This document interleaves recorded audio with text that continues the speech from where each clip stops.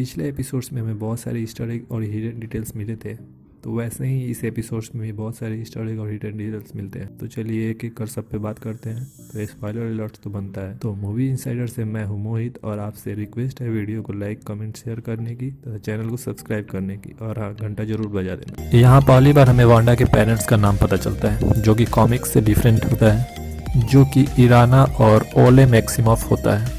तो वहीं कॉमिक्स में इन्हें टेजोनियो और मारिया के नाम से जाना जाता है। साथ ही यहाँ पता चलता है कि वांडा का जन्म 1989 में हुआ है और इसी साल एक्ट्रेस एलिजाबेथ ओल्सेन जो वांडा की रोल प्ले कर रही हैं उनका भी जन्म हुआ है। बट अगर आप स्क्रीन पर नोटिस करोगे तो वहाँ उसकी डेट ऑफ बर्थ 1988 होती है। कॉमिक्स में वांडा का कोड नेम स्कारलेट विच है, बट एमसीयू में वांडा ने अपना कोई कोड नेम यूज नहीं किया। इसलिए जब हावर्ड वांडा का निकनेम पूछता है तो जिमी बताता है कि उसका कोई भी निकनेम नहीं है। और इन सभी इंसिडेंट के बाद आगे की इवेंट्स में हम वांडा को स्कारलेट विच कोड नेम से भी देख सकते हैं। आगे की सीन में हावर्ड डॉर्सी की बात को जिस प्रकार कट करता है तो वह अलग ही डिटेल्स देती है, जहाँ डॉर्सी बोलती है हावर्ड इज ए, लेकिन तभी हावर्ड बोलता है टेररिस्ट। मे भी यह कोई हिंट्स हो, जैसे सील्ड में हाइड्रा के मेंबर इन्वॉल्व हो गए थे, वैसे ही सॉर्ड में हावर्ड और कुछ लोग टेररिस्ट ऑर्गेनाइजेशन से कनेक्टेड हो सकते हैं। वैसे भी मोनिका के जाने के बाद हावर्ड सॉर्ड का हेड बनता है, और जब मोनिका वापस आती है तो सॉर्ड में चेंजेस पाती है, जैसे 5 इयर्स में सिक्योरिटी गार्ड का चेंज हो जाना, सॉर्ड द्वारा आर्टिफिशियल इंटेलिजेंस, नैनोटेक और सेंटिनल वेपन पर काम करना, और सबसे बड़ी बात विजन के मरने के 5 साल बाद भी उसकी बॉडी को डिसेंबल करना, जो कि समझ में नहीं आता। कहीं वो इसकी बॉडी का यूज वेपन बनाने के लिए तो नहीं कर रहे थे। और विजन की बॉडी सॉर्ड के हेड क्वार्टर से चोरी हो जाने पर भी उसके हेड को 9 दिन के बाद उसकी खबर पड़ती है। वेस्ट व्यू में जो विजन है वो एक्चुअली विजन है या नहीं, इसका जवाब हमें इस एपिसोड में मिल जाता है, जहाँ हावर्ड सॉर्ड के हेड क्वार्टर की एक वीडियो फुटेज चलाता है जिसमें वांडा लैब से विजन की बॉडी चुरा रही होती है। अब इससे पता चल जाता है कि वेस्ट व्यू में विजन रियल का है, बट वो जिंदा है या नहीं इसकी क्लेरिफिकेशन नहीं है, क्योंकि पिछले एपिसोड में वांडा विजन को डेड स्टेट में देखती है। साथ ही इस पर भी डाउट है कि क्या यह सब वांडा ने अपनी मर्जी से किया है, क्योंकि एपिसोड में एक जगह वांडा बोलती है कि उसे सच में नहीं पता कि कैसे वेस्ट व्यू स्टार्ट हुआ।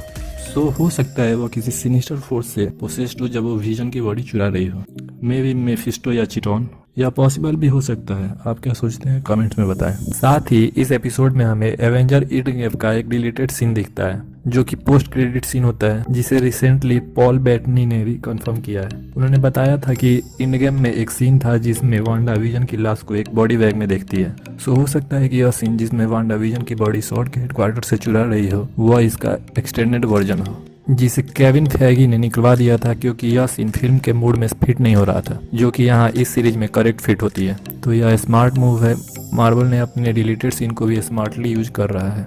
और इस एपिसोड में हमें पता चलता है कि वाकांडा में थैनोस के खिलाफ अपनी जान देने के बाद विजन का क्या होता है। तो थैनोस के द्वारा माइंड स्टोन ले लेने के बाद विजन की डेथ हो जाती है और विजन की बॉडी सॉर्ड की कस्टडी में चली जाती है।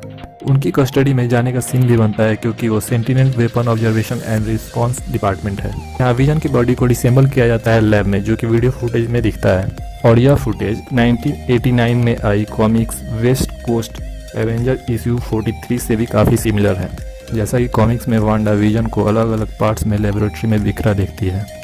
अगला डिफरेंस हमें सैटेलाइट के इमेज से मिलता है, जहां स्क्रीन पर आप सैटेलाइट नंबर 348 लिखा देख सकते हैं। यह कॉमिक्स एवेंजर इशू 348 का रेफरेंस है, जहां विजन ने इस कॉमिक्स में एक कैरेक्टर को, जो कि डेथ बेड पर था, एक ऐसे कैरेक्टर में चेंज कर दिया था जो कि ऑलरेडी मर चुका है। और कुछ ऐसा ही हमें इस शो में भी देखने को मिल रहा है।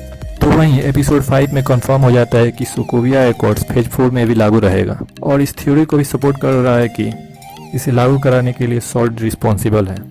सोकोविया एकॉर्ड्स का एक पहलू आर्टिफिशियल इंटेलिजेंस डेवलप करना है, जो कि एपिसोड 4 में दिखता है सॉर्ड उसमें इंटरेस्टेड है। मोनिका, जो कि हावर्ड के पहले सॉर्ड की हेड थी बट थेनोस के स्नैप के कारण अब नहीं है, वह पाती है कि सॉर्ड के कुछ नए और क्रू अप्रोच हैं, जिसमें सेंटिनल वेपन को बनाना और वांडा को टेररिस्ट बनना, यहाँ तक कि उसे मारने का भी निर्देश देना है। तो सोकोविया एकॉर्ड्स को इससे पहले Captain America Civil War movie में देख चुके हैं, जो इसका महत्वपूर्ण पार्ट था, और जो लोगास में वांडा की पावर यूजिंग के लिए डायरेक्ट रिएक्शन था, जिसमें सिविलियन की जान जाती है। एपिसोड में एक जगह डार्सी विजन को बोलती है, Father knows best in suburbia.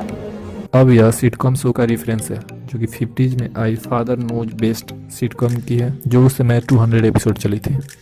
अगला डिटेल्स हमें एक डॉग का मिलता है, जहाँ एपिसोड में बिली और टॉमी एक डॉग का नाम स्पार्की रखते हैं, जो कि टॉम किंग की कॉमिक्स का रेफरेंस है, जहाँ कॉमिक्स बुक में स्पार्की एक ग्रीन डॉग था जिसे विजन ने अपनी फैमिली के लिए क्रिएट किया था और वहाँ भी इसकी डेथ हो गई थी। साथ ही अगर आपको मेरी मेहनत थोड़ी सी भी पसंद आई हो तो वीडियो को लाइक, कमेंट, शेयर और चैनल को सब्सक्राइब जरूर करें। मिलते हैं किसी नए वीडियो में किसी नए टॉपिक के साथ, तब तक के लिए बाय।